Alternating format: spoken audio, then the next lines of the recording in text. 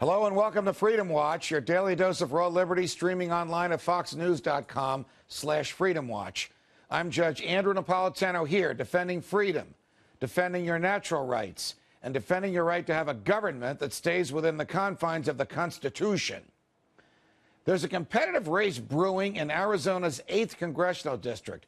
4 Republicans are campaigning aggressively to see who will win the GOP primary and take on the 2-term incumbent, Democrat Gabrielle Giffords.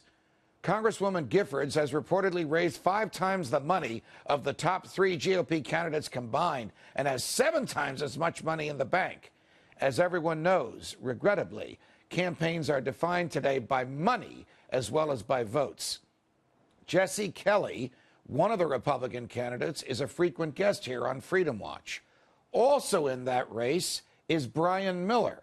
Brian will receive the official endorsement from Congressman Ron Paul, an enormous step for any candidate who represents natural rights and the Constitution. Joining us now is Brian Miller, Republican candidate for Congress in Arizona's 8th congressional district. Brian, welcome to Freedom Watch.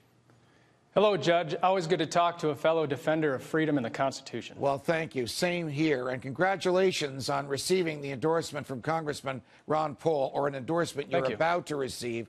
It must be an enormous boost as you attempt to get your message out there.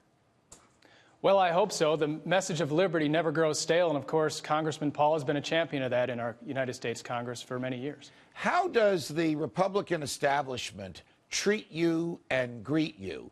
Because as a constitutionalist, you do not march to the tune that the Republicans marched to when George W. Bush was in the White House.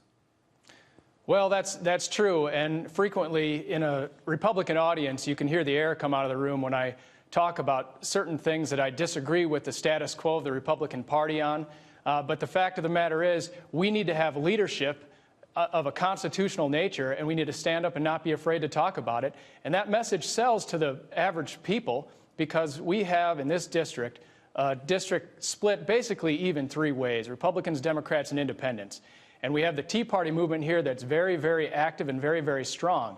And so people, all these voters, they are ticked off, not just at the Democrats, but at the Republicans as well, because both parties have betrayed us for too long, and they want something new. They want leadership, they want the Constitution, they want their freedom, and they want accountability in their politicians. Well, Brian, you are competing in a Republican Party that has as its roots, as its modern-day founder, one of my heroes, Senator Barry Goldwater, who rarely deviated from the beliefs in the primacy of the individual, the sanctity of the free market, the obviousness of natural law, the need for the federal government to stay within the confines of the Constitution. I mean, when he ran against LBJ, he basically said, look, if you don't like what I'm saying, don't vote for me, but I'm going to shrink the federal government. So you should find, I would think, a fertile field as you seek Republican primary voters in Arizona. Well, it is, and the great thing about it is that the message goes to independents as well, because they love it too. Because, like you said, the primacy of the individual, you know, one of the things that we talk about on the campaign trail is that, you know, it's not always enough just to say, we'll support your right to speak to speak whatever you want, you know, we'll defend to the death your right to say what you want. We need to defend the right of anyone to behave as they want, as long as they don't affect another human being. And the primacy of the individual means that individual liberty must be granted. And that's what's enshrined in our Constitution, and that's why I'm a defender of the Constitution. I suspect that one of the issues that separates you from some of your other fellow candidates in the Republican primary is your views on the proper role of the military in our society. Notwithstanding the fact that you are in the Air Force Reserve and that you fought in the Middle East, you have a wonderful natural rights constitutional view of the appropriate role of the military. Question: do we belong keeping the peace in Iraq? Question: do we belong fighting wars in Afghanistan? What do you say, Brian? Well, Judge, the role of the military, the United States military, is to defend the life, liberty, and property of United States citizens. Even if we had declared a war against al-Qaeda, which we didn't, what we are doing now in Afghanistan can in no way be construed as being constitutional. The Constitution of the United States limits the power of our government. And what we are doing now in Afghanistan is we are engaging in a radical social engineering experiment, the likes of which has never been seen.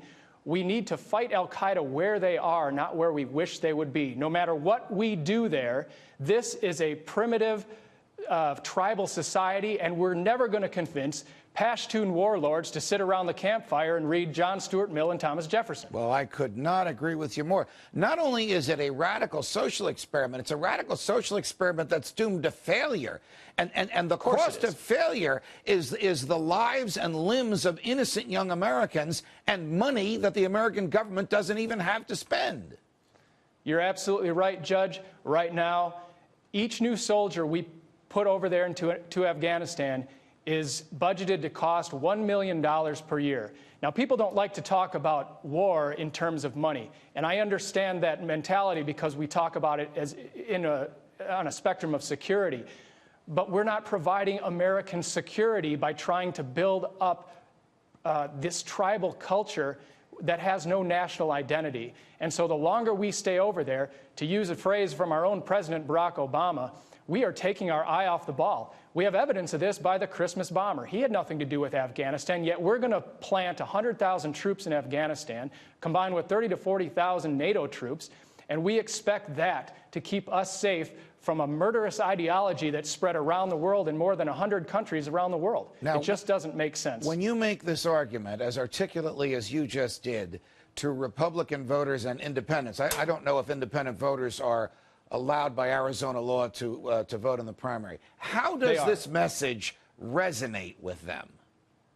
Well, at first they're surprised because I've spent more than a decade as an active duty Air Force officer. I'm an A-10 fighter pilot, and about 6 months ago I transitioned into the reserve, and I'm still flying. And I've been to Afghanistan, and so they're surprised that a professional in the United States military would take this stance. But I say it's surprising that anyone who's looked at it doesn't realize this, because what we have is a mission that is undefined, and that is disrespectful to our men and women who pledge their lives to protect us and will do anything that we ask them to protect us and our lives and our liberty and our property. But if we send them over there with not a defined mission, that is exactly the wrong thing we need to do, and it's very disrespectful. And of course, like you said, it can never end in victory because victory has not been defined. Brian Miller running for the Republican nomination to the United States Congress in Arizona. I'll tell you what, come back here with that other fellow, and I'll be happy to moderate a debate between the two of you. And thanks very much for joining us on Freedom Watch. You got it, Judge. Thank you.